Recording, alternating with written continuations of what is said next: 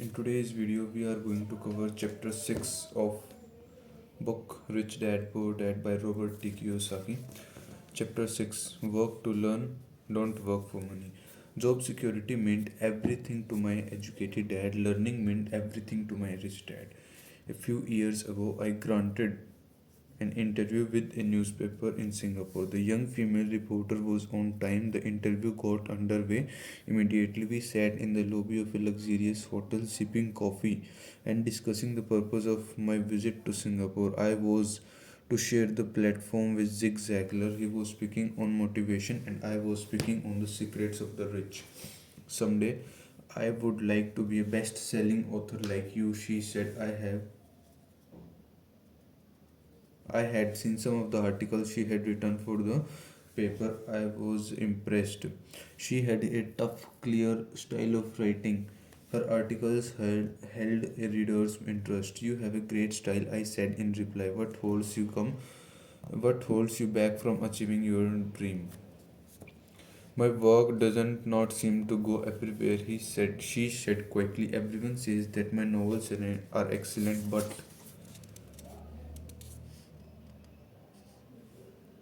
nothing happens. So I keep my job with the paper, at least it pays the bills. Do you have any suggestion? Yes, I do.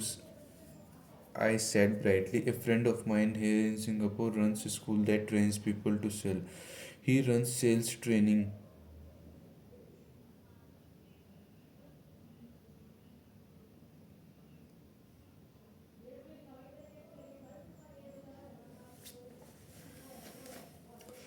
Yes, I do. I said brightly. A friend of mine here in Singapore runs a school that trains people to sell. He runs sales training courses for many of the top corporations here in Singapore, and I think attending one of his courses would greatly enhance your career.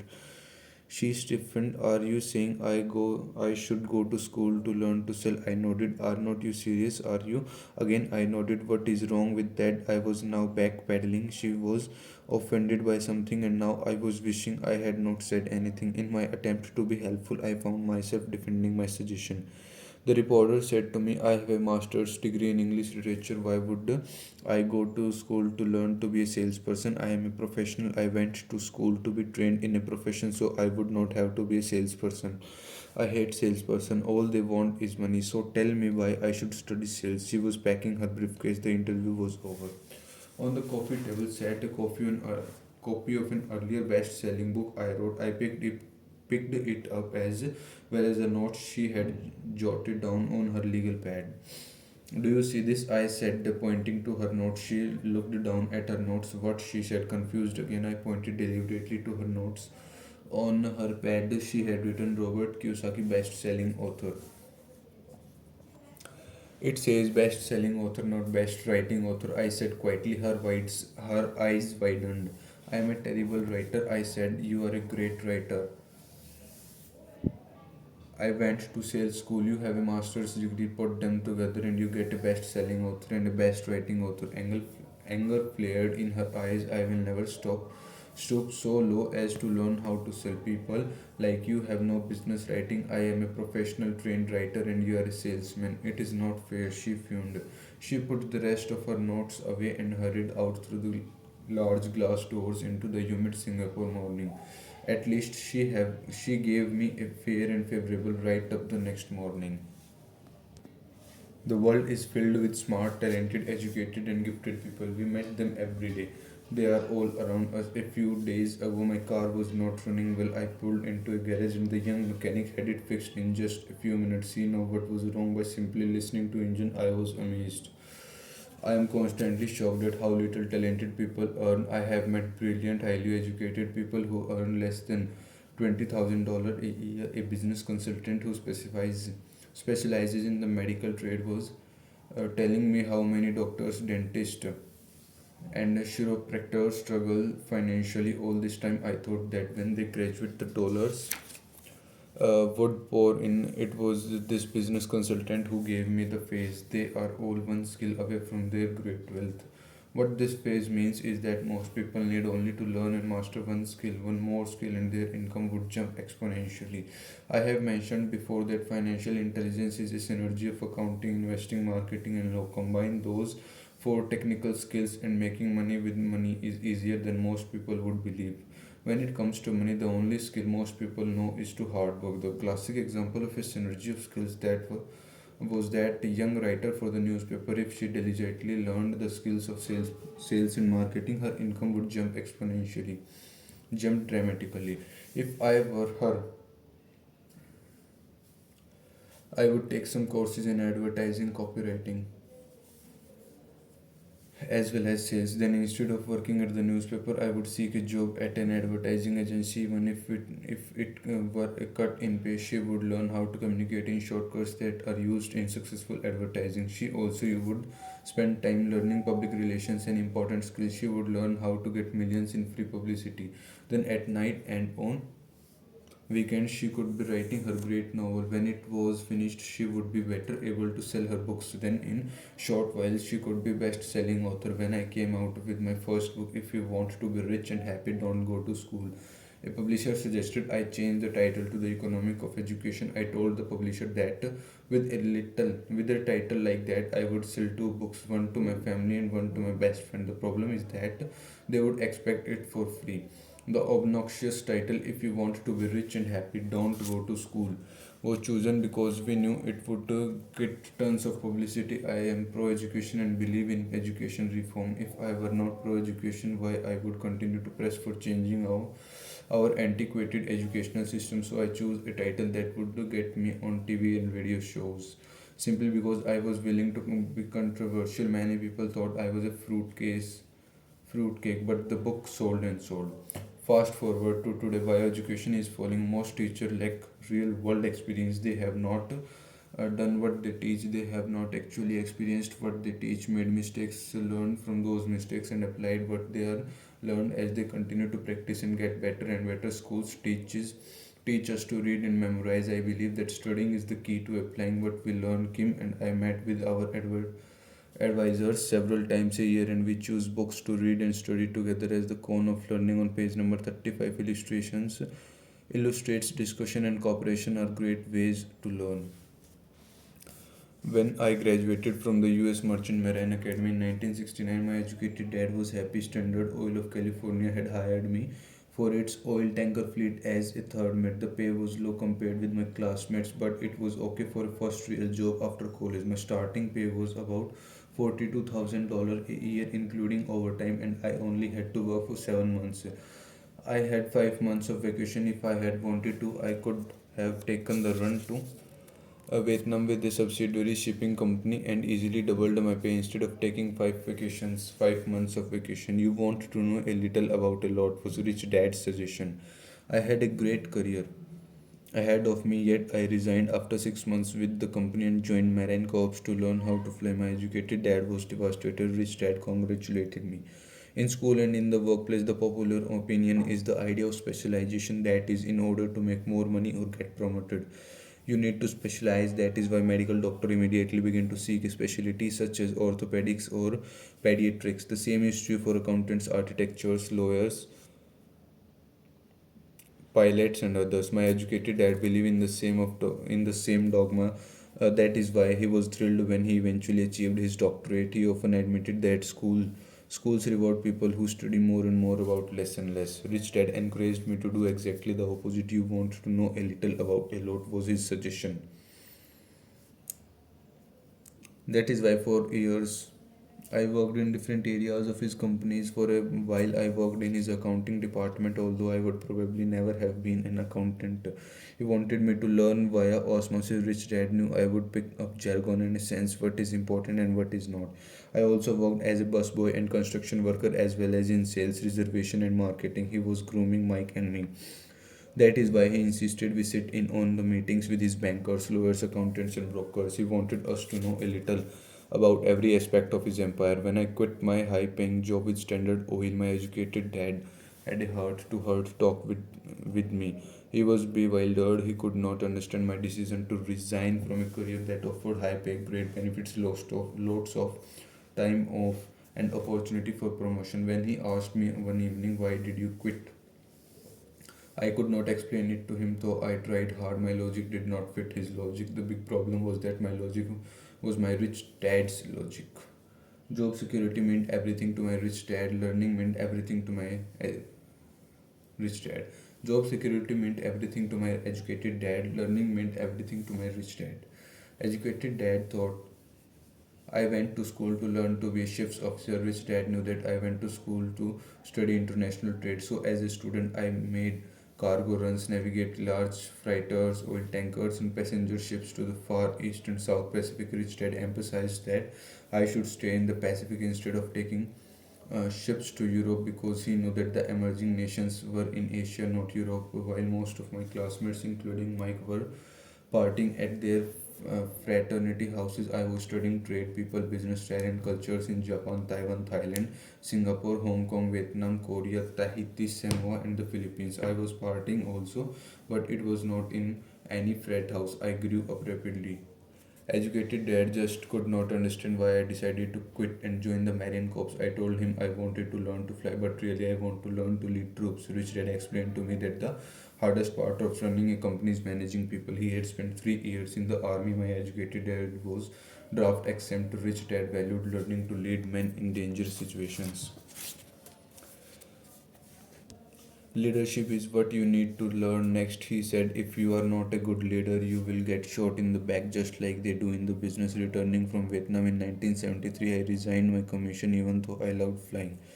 I found a job with the ex Xerox Corp. I joined it for one reason, and it was not for the benefits. I was a shy person and thought of selling was the most frightened subject in the world. Xerox is one of the best sales training program in America. Rich dad was proud of me. My educated dad was ashamed of being an intellectual.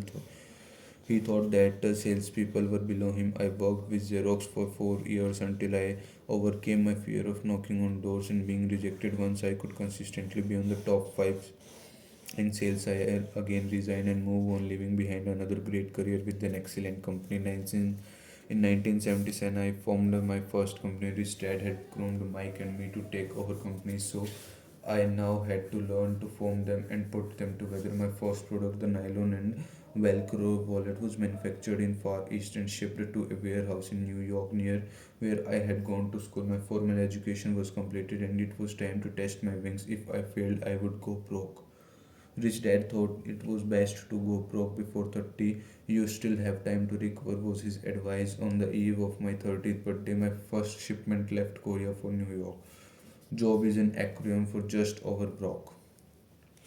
Today, I still do business internationally, and as my rich dad encouraged me to do, I keep seeking the emerging nations. Today, my investment company invest in South America countries and Asian countries as well as in Norway and Russia. There is an old cliche that goes job is an acronym for just over broke. Unfortunately, I would say that applies to millions of people because school does not think financial intelligence is an intelligence.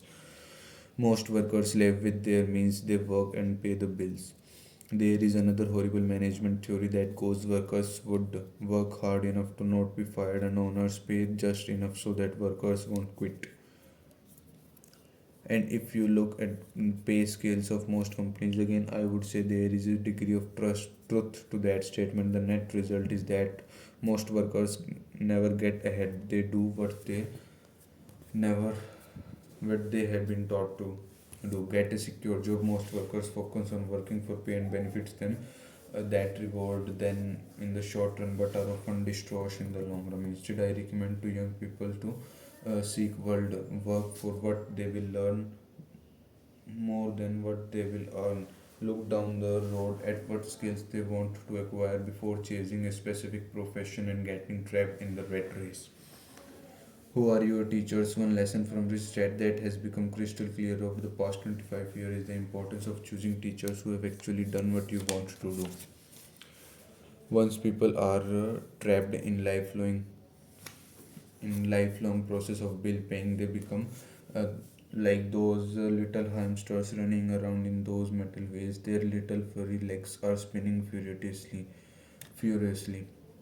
The wheel is turning furiously, but come tomorrow morning, they will still be in the same cage. great job. In the movie Jerry Mercury starring Tom Cruise, there are many great one-liners. Probably the most memorable is "Show me the money," but there is one line I thought most truthful. It comes from the scene where Tom Cruise is leaving the film. He was just been fired and he is asking the entire company who wants to come with me, and the whole space is silent and frozen. Only one woman speaks up and says, "I had liked to, but I am due for a promotion in 3 months." That statement is probably the most truthful statement in the whole movie. It is the type of statement that people use to keep themselves busy working away to pay bills. I know my educated dad looked forward to his pay raise every year, and every year he was disappointed, so he would go back to school to earn more qualifications so he could get another raise. Then once again there would be another disappointment. The question I often ask people is, where is this daily activity taking you? Just like the little hamster, I wonder if people look at where their hard work is taking them. What does the future hold? In his book The Retirement Myth, Craig Escarpel writes, "I visited the headquarters of a major national pension consulting firm and met with a managing director who specializes in designing lush retirement plans for top management.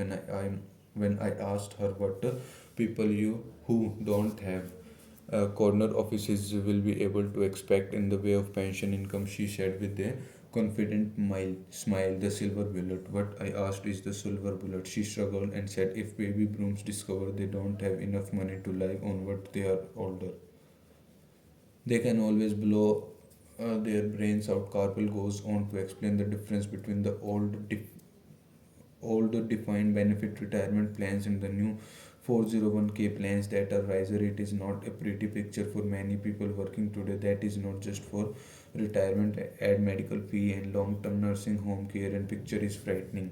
Still true today, the hashtag one fear. This merits repeating. The hashtag one fear among aging Americans is outliving their money, as many pension plans changed to a definite contribution versus a definite benefit plan with a cap on total dollar available.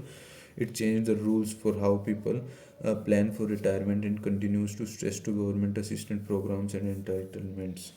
Already, many hospitals in countries with socialized medicine need to make tough decisions such as who will live and who will die.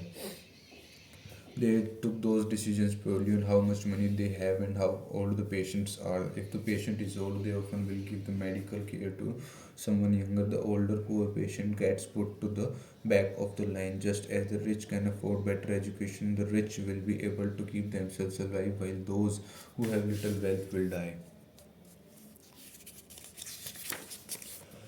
So I wonder, are workers looking into the future or just until their next paycheck, never questioning where they are headed? When I speak to adults who want to earn more money, I always recommend the same thing. I suggest taking a long view of their life instead of simply working for the money and security, which I admit are important. I suggest they take a second job that will teach them a second skill. Often I recommend joining a network marketing company, also called multi-level marketing, if they want to learn sales skill.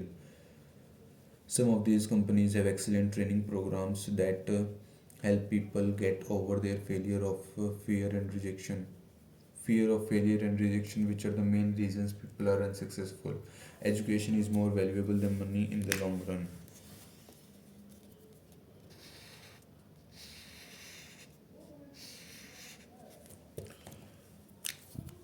When I offer this suggestion, I often hear in response, "Oh, that is too much hassle," or "I want to do what I am interested in." Fast forward to today, medical costs so people are living longer and the cost of care is getting more and more expensive. Drug manufacturers are charging more and insurance companies are paying less. Nearly everyone is feeling the pinch. While the specifies and stats vary, most research points to the fact that a majority of bankruptcies in the US are a result of out of control medical cost. If they say it's too much of a hassle, I asked, "So you would rather work all your life giving 50% of what you earn to the government?" If they tell me I only do what I am interested in, I say I'm not interested in going to gym, but I go because I want to feel better and live longer. Unfortunately, there is some truth to the old statement, you can't teach an old dog new tricks unless a person is used to changing. It's hard to change. But for those of you who might be on the fence when it comes to idea and idea of working to learn something new. I offer this word of encouragement. Life is much like going to the gym. The most painful part is deciding to go. Once you get past that, it's easy. There have been many days I have dreaded going to the gym, but once I am there and in motion, it is a pleasure. After the workout is over, I am always glad I talked myself into going. If you are willing to work to learn something new and instead insist on becoming highly specialized within your field, make sure the company you work for is unionized. Labor unions are designed to protect a specialist. My educated dad, after falling from grace with the governor, became the head of the teachers union in Hawaii. He told me that it was the hardest job he ever held. My rich dad, on the other hand, spent his life doing his best to keep his companies from becoming unionized. He was successful, although the unions came close. Rich dad was always able to fight them off. Personally, I take no slides because I can see the need for and benefits of both sides. If you do as school recommends, become highly specialized, they seek union protection. For example, had I continued with my flying career, I would have sought a company that had a strong pilots union. Why? Because my life would be dedicated to learning a skill that was valuable in only one industry. If I pushed out, if I were pushed out of that industry, my life skill would not be as valuable to another industry. A disciplined senior pilot with 100,000 hours of heavy airline transport time, earning 150K dollar a year, would have a hard time finding an equivalent high paying job teaching in school. Skills do not necessarily transfer from industry to industry. Skills the pilots are paid for in the airline industry are not as important in, say, the school system. The same is true even for doctors today. With all the changes in medicine, many medical specialists are needing to conform to medical organizations such as HMOs. School teachers definitely need to be union members. Today in America, the teachers union is the largest and the richest labor union of all. The NEA, the National Education Association, has tremendous political clout.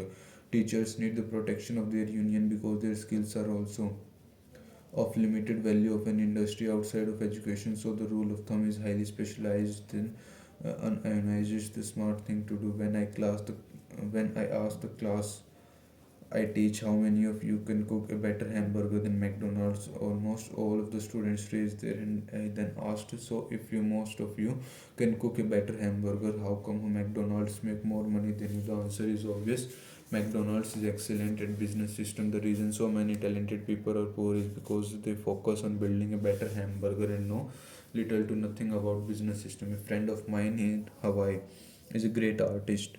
He makes a sizable amount of money. One day, his mother's attorney called to tell him that she had left him $35,000. That is what was left of her estate after the attorney had and the government took their shares.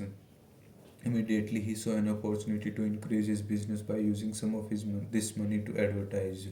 2 months later, his first four colorful page ad appeared in an expensive magazine that targeted the very rich. The ad ran for 3 months. He received no replies from the ad, and all of his inheritance is now gone.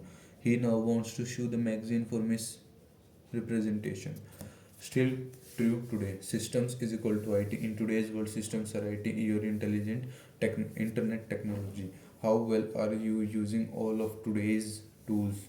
This is another example of choosing your team, your advisors, and your teachers wisely. Today, at the Rich Dad Company, we are always looking for new ways to use technology and how we can improve our system processes and communication. Sometimes it's easier to resist change than to embrace it, but technology offers us ways to better serve our global community and its needs. This is a common case of someone who can build a beautiful hamburger but knows little about money business. When I asked him what he learned, his only reply was advertising, salesperson, or crooks. I then asked him if he would be willing to take a course in sales and a course in direct marketing. His reply: I don't have the time and I don't want to waste my money. The world is filled with talented poor people. All to offer they are poor or struggle financially or earn less than they are capable of, not because of what they know, but because of what they do not know. They focus on perfecting their skill set, building a better hamburger rather than skills of selling and delivering the hamburger. Maybe McDonald's does not make the best hamburger, but they are the best at selling and delivering a basic average burger. Poor dad wanted me to specialize. That was his view on how to be paid more, even after being told by the governor of Hawaii that he could no longer work in state government. My educated dad continued to encourage me to get specialized. Educated dad then took up the course of teachers union campaigning for further protection and benefits for these highly skilled and educated professionals. We argued often, but I knew he never agreed that our specialization is what caused the need for union protection. He never understood that the more specialized you become, the more you are trapped and dependent on that specialty. Rich Dad advised that Mike and I groom ourselves. Many corporations do the same thing. They find a young business student, bright student just out of the business school, and begin grooming that person to someday take over the company. So these bright young employees do not specialize in department to learn all the aspects of business system. The rich often groom their children or the children of others. By doing so, their children gain an overall knowledge of the operation of the business and how the various departments interrelate. For the World War II generation, it was considered bad to skip from company to company. Today, it is considered smart since people will skip from company to company rather than seek greater specialization in skills. Why not seek to learn more than to earn in the short term? It may earn you less, but it will pay dividends in the long term. The main management skills needed for success are management of cash flow, management of system, management of people. The most important specialized skills are sales and marketing, the ability to sell, to communicate to another human being, be it a customer, employee, boss, spouse, or child, is the base skill of personal success. Communication skills are, such as writing, speaking, and negotiating, are crucial to a life of success. These are skills I work on constantly, attending courses or buying educational resources to expand my knowledge. 20 years ago today, sales is equal to income. Rich Dad advertiser and great friend Blair Singer, our team specialist on sales, has been beating this into my head for 30 years. Sales is equal to income.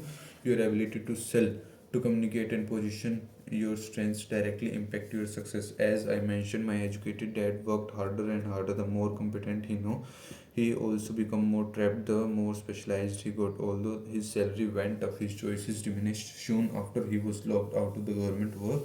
He would out how vulnerable he really was professionally. It is like professional athletes who suddenly are injured and are too old to play. Their once high paying position is gone and they have limited skills to fall back on. I think that is why my educated dad sided so much with the unions after that.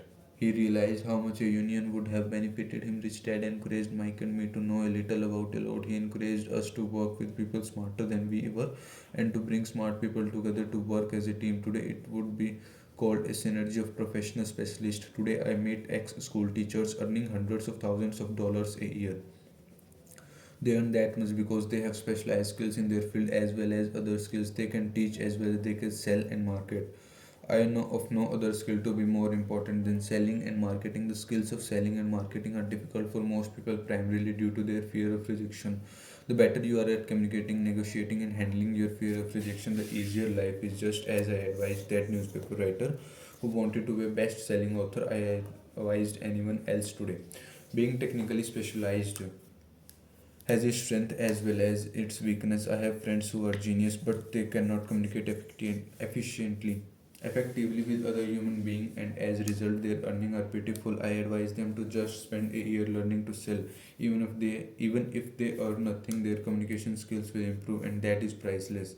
In addition to being good learners, sellers, and marketers, we need to be good teachers as well as good students. To be truly rich, we need to be able to give as well as to receive. In cases of financial or professional struggle, there is often a lack of giving and receiving. I know many people who are poor because they are neither good students nor good teachers. Both of my dads were generous men, both made it a practice to give first. Teaching was one of their ways of giving. The more they gave, the more they received. One glaring difference was in the giving of money. My rich dad gave lots of money away. He gave to his church, to charities, and to foundations. He knew that to receive money, you had to give money. Giving money is the secret to most great wealthies. wealthy families. That is why there are organizations like the Rockefeller Foundation and the Ford Foundation. There are organizations designed to take their wealth and increase it as well as give it away in perpetuity.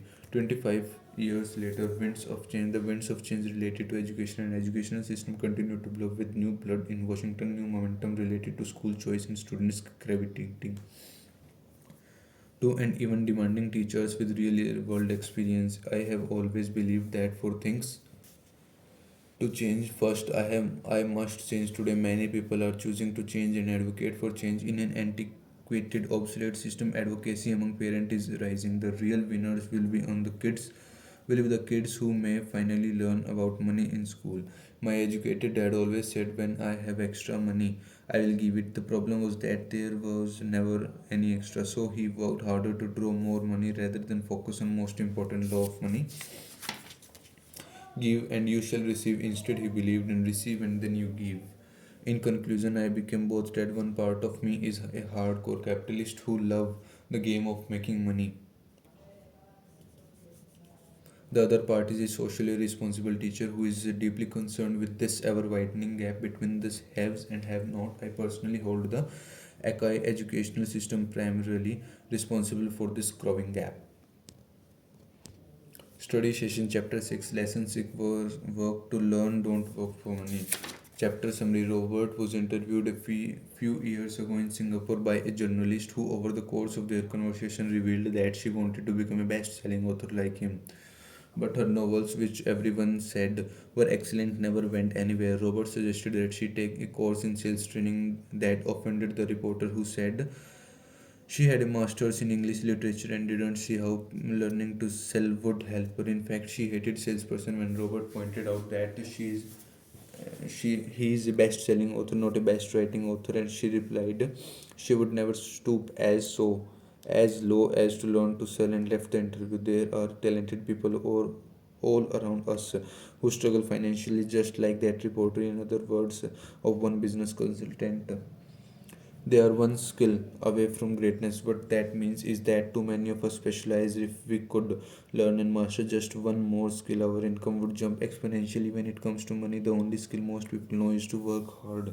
If that reporter took some courses in ad copywriting as well as sales, then got a job at an advertising agency, she would learn how to get millions in free publicity, a skill that she could put to use, turning her next novel into a bestseller. When Robert came out with his first book, If You Want to Be Rich and Happy, Don't Go to School, a publisher suggested he change the title The Economic of Education, but Robert knew the title wouldn't sell. Even though he is pro education, he chose a title that was controversial because he knew it would get him more on TV and radio shows, and it worked. When he graduated from the US Merchant Marine Academy in 1969, he was hired as a third mate on a standard oil tanker fleet. The pay was okay, but it came with 5 months of vacation a year. It could have been a good career, but after 6 months, Robert quit to join the Marine Corps and learn how to fly rather than specialize as so many do, including poor dad. Robert sought out new skills. Rich dad encouraged that, telling him to learn a little about a lot. That's why Robert and his friend Mike had worked so many jobs growing up to gain a variety of experiences. Poor dad didn't understand the decision to leave the standard oil job. He thought Robert had gone to school to become a ship's officer, but what Rich Dad knew was that Robert went to school to learn about international trade, and he joined the Marine Corps to learn how to lead troops. That leadership skill would serve him well in whatever business lay ahead. In 1973, Robert resigned his commission and took a job at Xerox in sales. Even though he was a shy person, in fact, it was because he was a shy person that he took the job. Xerox had one of the best sales training program in the country, and Robert overcome his fear of knocking on doors and being rejected. When he became one of the consistently highest producing salesperson there, he left. Robert launched his first company in 1977, selling wallets manufactured in the Far East and shipped to a New York warehouse. It was time to test his wings. Today, he still does business internationally. Most people work hard to get a secure job, focusing on pay and benefits in the short term. What they should do is seek work that will teach them the skills they will need. And people looking to where they are headed, or just until their next paychecks. In this In his book, The Retirement Myth, Crail S. Carpel writes on the many challenges awaiting most people in retirement and the frightening picture of what most people's reality will be. Robert recommends a long view. Instead of simply working for money and security, take a second job to learn a second skill. Many will resist this because they are not ready for change. But it's like going to the gym. You might have to talk yourself into starting, and you will be so glad that you when the workout is over.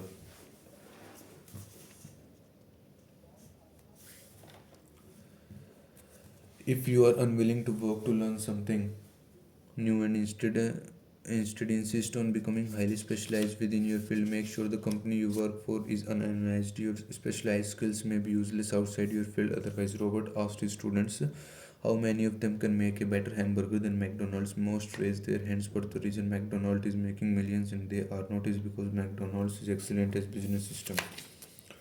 The world is full of talented people. They must take the time to learn more skill like McDonald's business system to succeed.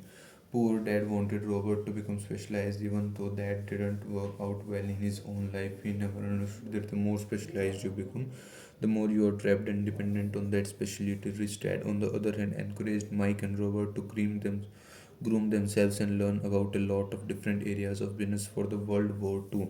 It was considered bad to skip from company to company. Today, it is considered smart. It enables you to learn more and will pay dividends in the long run. The main management skill needed for success are management of cash flow, system, and people. And the most important specialized skills are sales and marketing. Communication skills such as writing, speaking, and negotiating are crucial to a life of success. These are skills Robert works on constantly, attending courses on buying educational resources to expand his knowledge. The skills of selling and marketing are difficult for most people, primarily due to their fear of rejection. The better you are at communicating, negotiating, and handling your fear of rejection, the easier life is. Being technically specialized has its strength and weakness. People in this category must expand their communication skills. We all must learn to be good teachers as well as good students. To be truly rich, we must be able to give as well as receive. Teaching was one of the ways both rich dad and poor dad gave to others. But rich dad also gave money on his church to charities and to his foundation. He knew that to receive money, he also had to give it. Poor dad always said he had to give money if he had extra, but he had never had that extra. Rather than give and you shall receive, he believed in receive and then you give. Robert became both dad, both a hardcore capitalist who loves the game of making money and a socially responsible teacher who is deeply concerned with this ever widening gap because between the haves and haves not. He holds the archaic educational system primarily responsible for his growing gap. Left hemisphere movement. If it may not make immediate mathematical sense to leave a promising job for another, but the skills you will gain will lead to greater number in the long run. Right hemisphere movement. Learning skills outside what you think of as your profession will benefit your subconscious moment. The situation you fear most is the skill that you need to learn and conquer, and you may have to force yourself to do it. Though it like going to the gym, you will be glad you did. What was Robert saying? This is same. Job security meant everything to my educated dad. Learning meant everything to my rich dad. I am constantly shocked at how little talented people earn. This is an old cliche that goes. Job is an acronym for just over broke. Unfortunately, that applies to millions of people. I recommend to young people to seek what work for what they will learn more than what they will earn. Life is much like going to the gym. The most painful part is deciding to go. Once you get past that, isn't easy. The world is filled with talented poor people. All too often, they are poor or struggle financially or earn less than they are capable of, not because of what they know just but because of what they do not know. Being technically specialized has its strength as well as its weakness. Giving money is the secret to most great wealthy families. Additional questions. First, do you know extremely talented people who make very little money? What could they be doing differently? How have you sought additional skills beyond your specialty? What was the result? Was there a time you stayed in a secure job rather than strike out into a position that might have gained you more in the long run? What was the basis of your decision? If someone were to ask you advice on what the most important skills are for them to learn in their working life, what would you tell them? What role does giving play in your life? Do you see it is an important part of your success? What are different ways you could give then you are not currently? Right. We have completed our chapter 6 of book Rich Dad Poor Dad. In next video we will cover this chapter 7, overcoming obstacles. Thanks for watching. Bye bye.